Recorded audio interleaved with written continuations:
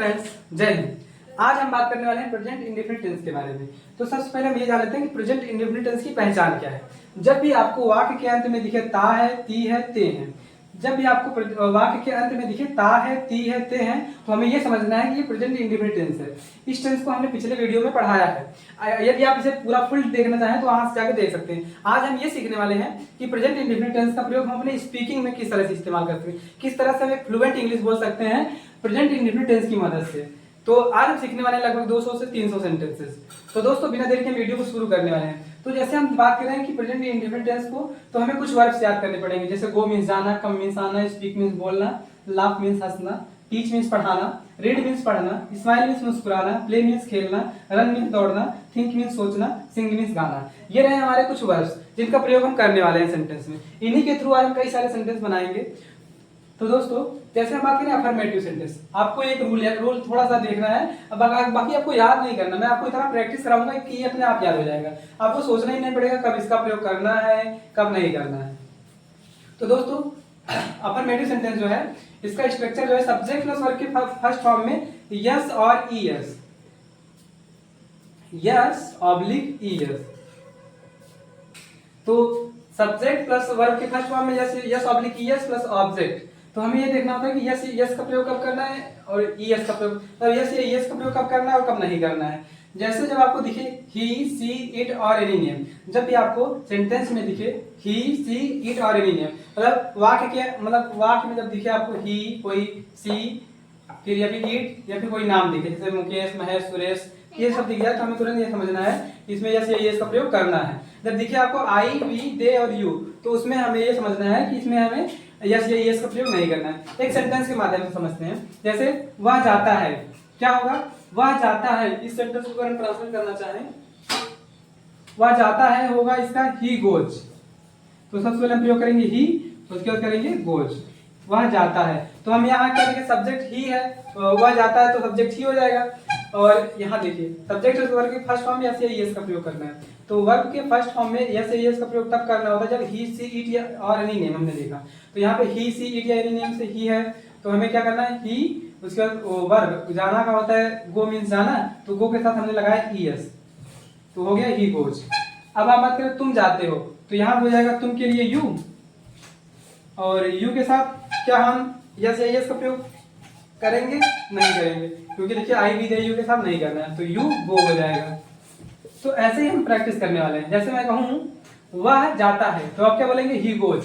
फिर बोलेंगे वह आता है, आप बोलेंगे ही कम्स। वह बोलता है, ही स्पीक्स। वह हंसता है, मैं बोलूँ वह हंसता है, आप बोलेंगे ही लाफ्स। तो आपको बिना देखे बस इसको देखना है, और फिर इसमें सब्जेक्ट, जैसे हमें सब्जेक्ट लगाना है ही, उसके बाद तुरंत वर्ब पे आ जाना है, उसके साथ यस या यस लगाना है, क्योंकि यहाँ पे ही है। ही, सी, इट और एनी नेम के साथ हमने देखा कि यस या यस लगेगा। मैं बोलूँ ही, वह हंसता है, तो बोलना ही लाफ्स। फिर मैं बोलूँगा वह पढ़ता है, ही रीड। वह पढ़ाता है, ही टीच। वह मुस्कुराता है, ही स्माइल्स। वह खेलता है, ही प्लेस। वह दौड़ता है, ही रन्स। वह सोचता है, ही थिंक्स। वह गाता है, ही सिंग्स। ऐसे हमने ही से देखा। फिर हम देखें जैसे यू से, जैसे तुम जाते हो, यू गो। मैं बोलूँ तुम जाते हो, आप बोले तुरंत यू गो। फिर मैं बोलूँ तुम आते हो, बोलो यू कम। तुम बोलते हो, यू स्पीक। उसमें आपको यस यस नहीं लगाना है, एकदम सिंपल है। फिर आपको क्या करना है, बोलूँ जैसे तुम पढ़ते हो, यू रीड। तुम पढ़ाते हो, यू टीच। ये हो गया। तुम खेलते हो, यू प्ले। ऐसे ही आपको प्रैक्टिस करनी है। जैसे जैसे आप प्रैक्टिस करेंगे वैसे वैसे आपकी स्पीकिंग फ्लुएंट होती जाएगी। मतलब आप जैसे जैसे इसकी प्रैक्टिस करेंगे हमारे साथ, वैसे वैसे आपकी स्पीकिंग जो है बहुत ही वेल मेंटेन्ड हो जाएगी। तो आपको क्या करना है, यहाँ पे वे मैं प्रयोग करूंगा और ये सेंटेंस दूंगा। जैसे वे जाते हैं, तो हमने क्या देखा, दे मींस वे होता है। दे के साथ हमें यस या यस का प्रयोग नहीं करना है, तो दे के साथ भी नहीं करना है। तो मैं बोलूं वे जाते हैं, दे गो। वे आते हैं, दे कम। वे बोलते हैं, दे स्पीक। वे हंसते हैं, दे लाफ। वे पढ़ाते हैं, दे टीच। वे पढ़ते हैं, दे रीड। वे मुस्कुराते हैं, दे स्माइल। वे खेलते हैं, दे प्ले। तो ये सब आए हैं आपके उद्देश्य से सेंटेंस। अब हम ऐसे ही करके हम आपको, जैसे हम जाते हैं, वी गो। हम आते हैं, वी कम। हम बोलते हैं, वी स्पीक। हम हंसते हैं, वी लाफ। हम दौड़ते हैं, वी रन। ऐसे ही कई सारे सेंटेंस आप बोल सकते हैं। फिर मैं बात करूं आई का प्रयोग कर लूं। मैं जाता हूं, आई गो। मैं आता हूं, आई कम। मैं बोलता हूं, आई स्पीक। मैं हंसता हूं, आई लाफ। मैं पढ़ता हूं, आई रीड। मैं पढ़ाता हूं, आई टीच। इसमें भी आपको ऐसे इसका प्रयोग नहीं करना है। तो ऐसे देखिए आप 10, 20, 30, 40, लगभग 40-50 सेंटेंस एक से बोल लेंगे। फिर ऐसे करके आप 200 सेंटेंस ऐसे ही बना लेंगे। फिर मैं आपको इसका निगेटिव बताने चल रहा हूँ। निगेटिव में क्या करना है आपको, निगेटिव का स्ट्रक्चर हमने लिखा हुआ है। निगेटिव में आपको क्या करना है, सब्जेक्ट का प्रयोग करना है, उसके बाद डू ऑब्लिक डज का प्रयोग करना है। डू का प्रयोग कब करना है, डज का प्रयोग कब करना है, मैं बता रहा हूँ आपको।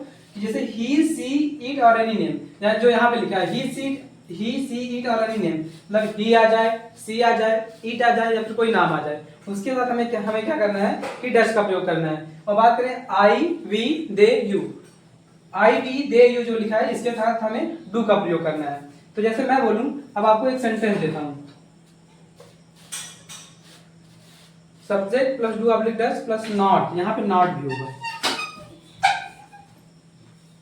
क्योंकि ये निगेटिव सेंटेंस है। तो मैं आपको एग्जांपल देता दूं, तुम नहीं जाते हो, नहीं करते हो, तुम नहीं जाते हो, ये सेंटेंस है। अब आपको क्या किस तरह से ट्रांसलेट करना है, सबसे पहले आपको क्या देखना, सब्जेक्ट क्या है, तुम के लिए हम क्या लिखेंगे, यू। तो यू के साथ हमें किसका प्रयोग करना है, आई, वी, दे, यू के साथ हमें डू का प्रयोग करना है। तो यू डू, और डू के बाद हमें तुरंत लगाना है नॉट, यू डू नॉट, उसके बाद प्रयोग करेंगे जाने के लिए गो। तो अब हम यू से सेंटेंस बोलेंगे, आपको ट्रांसलेट करना है। जैसे तुम नहीं जाते हो, यू डू नॉट गो, तुम नहीं आते हो, यू डू नॉट कम, तुम नहीं बोलते हो, यू डू नॉट स्पीक, तुम नहीं हंसते हो, यू डू नॉट लाफ, तुम नहीं पढ़ते हो, यू डू नॉट टीच, नहीं पढ़ते हो, यू डू नॉट रीड। तो आपको क्या करना है, यू डू नॉट लगाना है, उसके बाद आपको वर्ब केवल चेंज करने हैं यहाँ पे। जब भी मैं बोलूं, तुम नहीं पढ़ते हो, यू डू नॉट रीड, तुम नहीं पढ़ाते हो, यू डू नॉट टीच, तुम नहीं दौड़ते हो, यू डू नॉट रन, तुम नहीं सोचते हो, यू डू नॉट थिंक, तुम नहीं जाते हो, यू डू नॉट सिंग।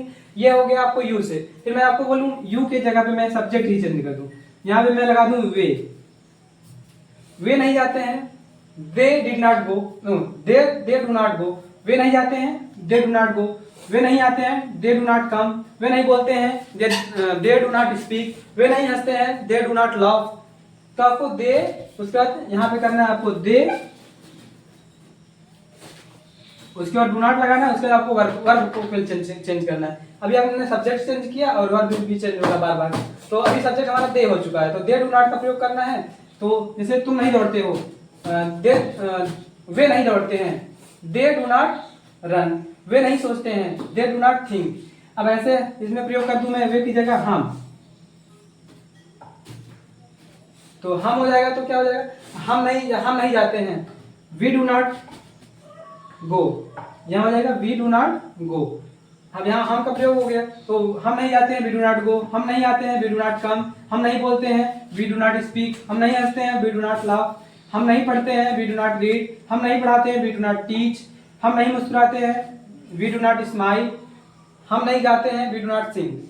ये रहे आपके कुछ कई सारे सेंटेंस। अब इसी पे आप कई सारे सेंटेंस बना लेंगे, बस आपको सब्जेक्ट चेंज करना है, वर्ब आपको यही रखना है। तो दोस्तों ये रहे हमारे कुछ वर्ब जिनकी मदद से हमने आज 200 से 300 सेंटेंस सीखे। तो दोस्तों आज के लिए धन्यवाद, जय हिंद।